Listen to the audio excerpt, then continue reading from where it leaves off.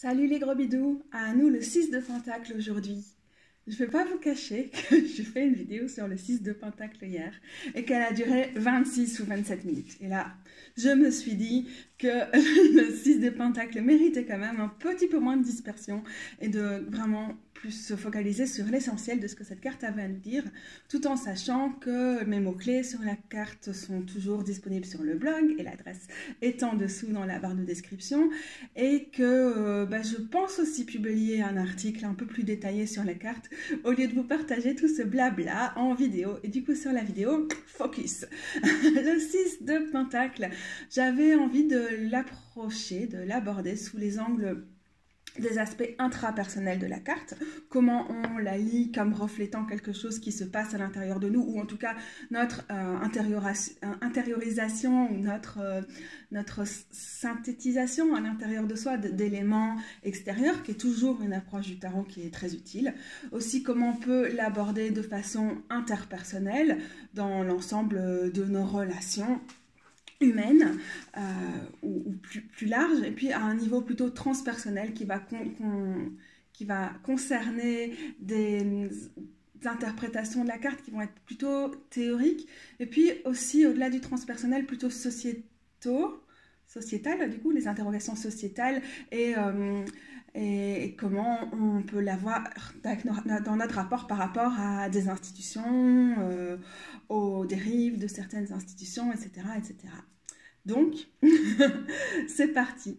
Au niveau intrapersonnel, et comme tous les niveaux d'ailleurs, je pense que la bonne façon de concevoir cette carte, c'est de se focaliser sur la balance, qui est toujours souvent au centre de la carte, ou parfois moins. Donc, c'est le Fifth Spirit Tarot et le Spolia Tarot que j'ai ici.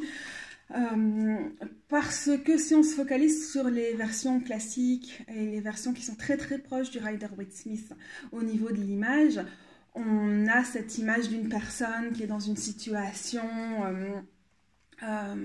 de richesse, qui montre qu'il y a tous les apparats extérieurs de la richesse, qui tire les cordons de la bourse et qui en profite pour la relâcher légèrement et distribuer quelques pièces à des personnes qui sont en dessous.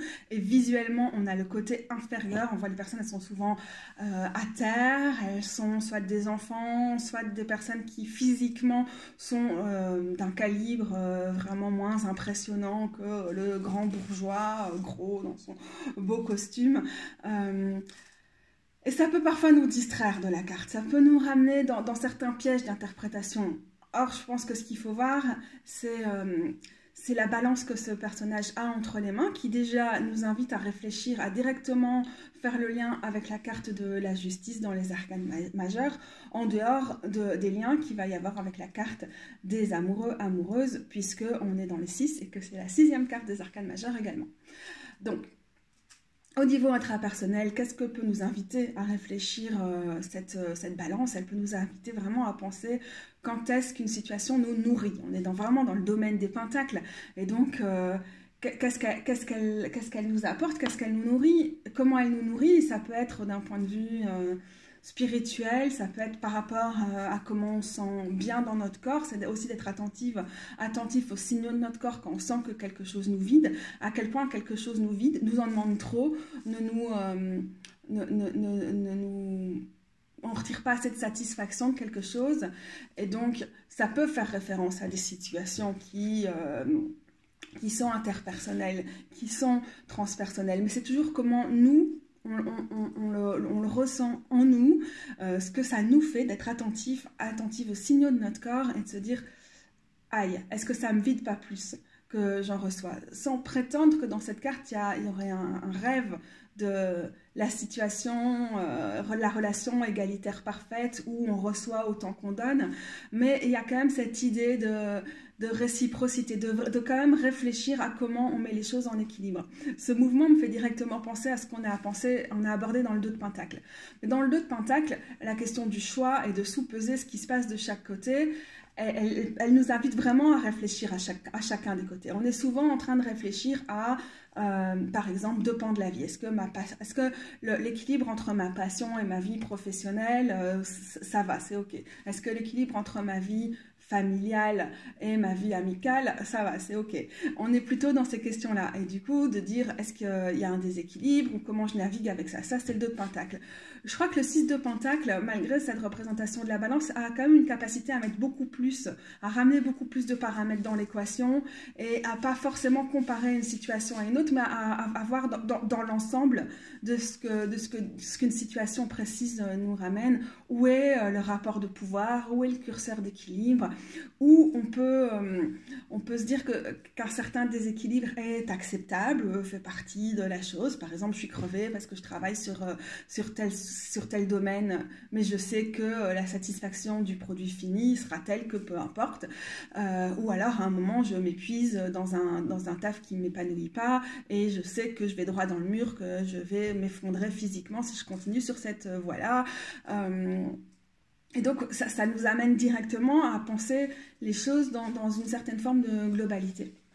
Et voilà, dans les relations, ça peut assez vite nous ramener à la question d'être dépendant de quelqu'un qui utilise l'argent, des ressources pour nous garder dans une situation de dépendance ou de contrôle, ou à quel moment nous, que ce soit consciemment ou pas, on agit de la sorte, et de voir est-ce qu'il faut amener des correctifs, est-ce que cette situation de déséquilibre dans un domaine est embêtante, mais elle est compensée par le fait qu'à la hauteur de nos moyens et de nos ressources, il y a quand même un équilibre dans la relation parce que les personnes n'apportent pas la même chose et que pour l'instant on s'en satisfait.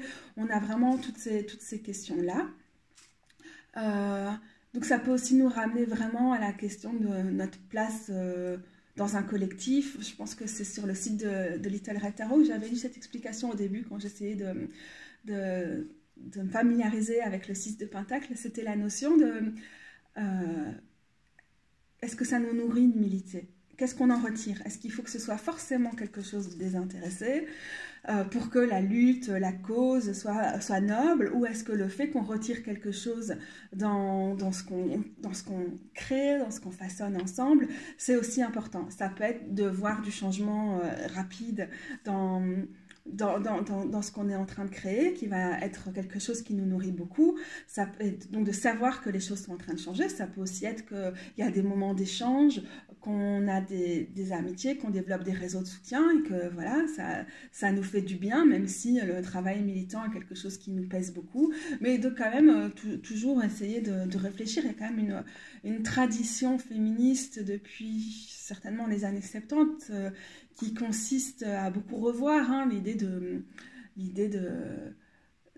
cette lutte où on se met complètement au second plan et on s'oublie. Et c'est aussi vraiment cette idée de penser que ce qu'on apporte dans la lutte, dans le militantisme, dans le collectif, ça nous apporte aussi et qu'il faut que ça nourrisse. Parce que c'est ça, la création d'alternatives. C'est pas de rêver à une révolution, on casse tout le monde pour aller à une révolution où on reproduira la même chose, mais c'est de déjà maintenant sentir le changement et le sentir en nous, même si ça demande des sacrifices, etc. Donc ça peut ramener à des situations de ce type-là. Ça peut vraiment nous ramener à la question de notre rapport à des organismes, des institutions qui nous donnent de l'argent. Et donc ça nous fait penser à un aspect indispensable de cette carte qui est la question de la redistribution, de la répartition des ressources. Et donc ça peut être les ressources au niveau environnemental, les ressources au niveau de la collectivisation des ressources. Ça peut faire penser à des principes d'organisation en autogestion, à des principes qui sont ceux du prix libre ou qui sont ceux de est-ce qu'on veut que ce soit l'État qui redistribue les richesses, en tout cas les ressources. Est-ce qu'on a envie de travailler à des alternatives? Qu'est-ce qui ne va pas dans la façon dont les ressources sont redistribuées ou appropriées par l'État ou par des entreprises? Et donc ça nous invite vraiment à nous poser des questions éthiques, parfois morales. Peut-être qu'il ne faut pas forcément se détourner de l'aspect moral de cette carte-là. Sur de quel monde on veut, comment on veut l'organisation de ce monde-là, comment on veut penser l'équité, l'égalité, qui à qui on veut confier le pouvoir de déterminer ce qu'est une répartition, une redistribution équitable des ressources. Est-ce qu'on veut que ça vienne de quelqu'un qui est supérieur, comme sur une image classique de la carte, ou est-ce qu'on veut que ce soit quelque chose qui soit pensé en groupe et qui soit sans cesse remis en question? Pour moi, c'est une carte qui ne peut jamais nous apporter de réponse définitive, parce que la balance va souvent peser d'un côté ou de l'autre, mais qui nous invite vraiment à réfléchir à tous les moments, à comment on pèse et on évalue la part des uns et des autres dans l'évolution, simplement à notre niveau, puis au niveau des collectifs, au niveau des communautés, et puis aussi au niveau peut-être encore vraiment de l'organisation d'une société, etc. Donc ce sont des très grosses questions. J'ai eu en tête un truc qui était sur ma liste de mots-clés qui m'a échappé pendant que je disais ça, alors je vais le chercher. Non, je pense que ça va être pire. Aïe, aïe, aïe. J'ai peur de vraiment passer trop de temps à parler de plein de choses parce que ça m'évoque beaucoup de choses. Et du coup, je me suis dit que quand on parle de ces rapports de pouvoir, etc., par extension, si on veut actualiser cette carte et l'appliquer à ce qui se passe actuellement dans le monde, on peut penser à des choses comme le commerce, le troc, le prix libre, les fourchettes de prix en fonction des moyens, les circuits courts, les commerces éthiques, les alternatives au capitalisme. Et on peut aussi penser à la fausse générosité, donc par exemple au greenwashing, au feminism washing et à toutes les sortes de washing que font les entreprises. Donc la récupération des luttes par le capitalisme, hein, ce qui arrive à peu près toutes les luttes sociales, c'est le fondement même du capitalisme, hein, c'est de dénaturer, de vider de sa substance des luttes qui visent le changement social, les intégrer pour essayer de les vider de leur puissance. Donc les sponsors privés qui se redorent le blason en ayant telle fondation qui a pignon sur rue pour avoir une image très noble, alors qu'à côté de ça, la banque ou n'importe quelle grosse entreprise va vendre des produits problématiques, exploiter des ressources d'une façon extraordinairement inhumaine et dangereuse pour l'environnement. Donc voilà, on peut penser aux conditions de travail à tous les niveaux de la chaîne, de toutes ces grandes boîtes qui ont des grosses fondations et qui donnent des prix ou qui sponsorisent des expositions en mode « Ah, nous on est des gentils ». Je pense que c'est quand même, si on se focalise sur la personne qui est au centre, qui détiendrait le pouvoir dans le 6 de Pentacle, on va directement penser à ces choses-là. Donc on est toujours sur la balance des rapports de pouvoir. Qui détient le pouvoir et souvent sur quels axes? Donc on n'est jamais sur quelque chose qui serait bidimensionnel ou qui serait unilatéral, mais on doit penser ça dans son ensemble. Et donc ça interroge, pour moi, si je dois faire une lecture activiste, ça interroge les luttes, la convergence des luttes. Et aussi, par exemple, j'avais mis dans les mots la question de jouer au sauveur, le white saviorism, donc c'est typique, c'est genre les personnes blanches qui vont en Afrique faire des photos avec des enfants noirs et tout, en mode « Ah, j'arrive, je change le monde », mais en fait, qui vont plutôt foutre la merde là-bas et qui vont là juste pour avoir un capital social et des likes sur Instagram, mais qui s'en foutent de la situation actuelle. Et puis, le principe du white saviorism, c'est vraiment de ne pas écouter les personnes concernées et de juste les garder dans une position de subalterne, de subordonné, et de soi juste retirer du capital de ce qu'on essaie de ce qu'on fait, et puis de penser qu'il y a des gens à sauver, qui est déjà en soi un gros problème, hein, parce que du coup ça vise pas du tout l'émancipation et ça vise pas à se remettre en question dans l'échelle des rapports de pouvoir, qui fait qu'il y a des gens qui se retrouvent dépossédés du pouvoir, quoi. Donc on a tous ces idées-là. Donc l'illusion du don désintéressé, ça, ouais, je suis quand même assez intéressée de réfléchir la notion du fait d'être désintéressé dans cette carte-là. Business de la charité, des ONG, les subventions des autorités publiques, donc au niveau collectif, quand on décide d'être une association reconnue, voilà. Les campagnes de récolte de fonds, le crowdfunding. Donc c'est des choses qui sont aussi assez importantes maintenant à cette période difficile, la période du Covid, où on est beaucoup plus que d'habitude à dépendre de la répartition des ressources via les gouvernements, etc. Mais il y a aussi un problème de fond que j'ai essayé d'aborder, mais c'était beaucoup trop long dans la vidéo précédente, sur donc la version de la vidéo que vous ne verrez pas. Sur, par exemple, le fait que maintenant, on a un gouvernement qui nous enjoint à la solidarité, qui nous demande de faire notre part. D'ailleurs, le faire notre part, hein, ce mot très très à la mode, peut être vraiment décrypté, à mon avis, à la lueur du 6 de Pentacle.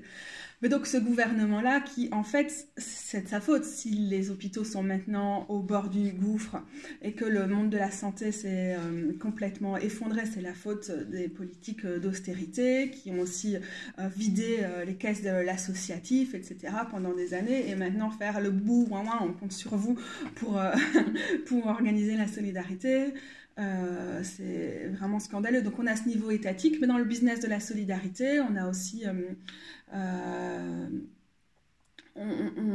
tous les trucs genre Viva for Life, le Téléthon et tous ces trucs-là où on peut se demander qui parle à la place de qui prétend sauver qui, et encore une fois, pourquoi les citoyens devraient substituer à l'État. Et voilà. Après ça, du coup, ça pose vraiment des questions des questions politiques, de quel bord on situe, quelle est pour nous la solution. Est-ce qu'un État, une institution, donc une certaine forme obligatoire de hiérarchie est la solution, ou une certaine forme de bureaucratie, ou est-ce que la solution va être dans nos rapports interpersonnels, toutes ces choses-là, et j'ai pas envie de dire que j'ai la solution à tout, mais en tout cas, ces questions-là sont interrogées dans le 6 de Pentacle, et le 6 de Pentacle interroge aussi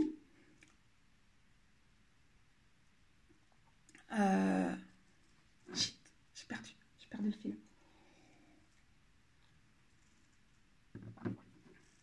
Ah, j'ai voulu partir dans trop de choses en même temps. Bref, je vais rester gentiment dans les choses. Donc, je ne vais pas tout relire, sinon on va prendre beaucoup trop de temps. Je vous invite juste à aller revoir les mots-clés en dessous. Et j'avais envie de vous montrer cette version-ci de la carte, qui est celle du Fifth Spirit Tarot, avec une boîte à dons, une boîte à donation. J'ai pas sous la main le Next World Tarot qui met en avant le mot redistribution, qui est aussi très intéressant. Donc on a ici le Spolia, où on a la balance, mais on a aussi vraiment ces pièces. Et donc on est vraiment dans la dimension des deniers, de l'aspect monétaire, financier, dont on essaie de s'éloigner aussi quand on pense les ressources au sens large. Oh, j'ai fait tomber un scorpion. Coucou. Avec cette carte, en même temps c'est intéressant. Donc on a dit, ça fait écho à la justice. Je crois que la justice est vraiment une carte qui peut être assez cérébrale, qui nous demande de réfléchir, de prendre des décisions, de trancher, de se positionner, de faire preuve de responsabilité par rapport au poids de nos actions, etc. Donc on voit à chaque fois aussi la balance. Et le 6 de Pentacle est quand même moins théorique, même si cette carte-ci n'est pas purement théorique, mais elle va plus être concrètement qu'est-ce que tu fais par rapport au rapport de pouvoir, par rapport à des déséquilibres dans des relations, concrètement comment ça se passe au niveau des ressources, de la redistribution des ressources, alors que dans la justice, on a une dimension un petit peu plus théorique. C'est pas théorique, certainement très très limité par rapport à tout l'éventail, tout ce que cette carte a à proposer, mais ce que je voulais dire, c'est qu'on est dans une carte qui est placée sous la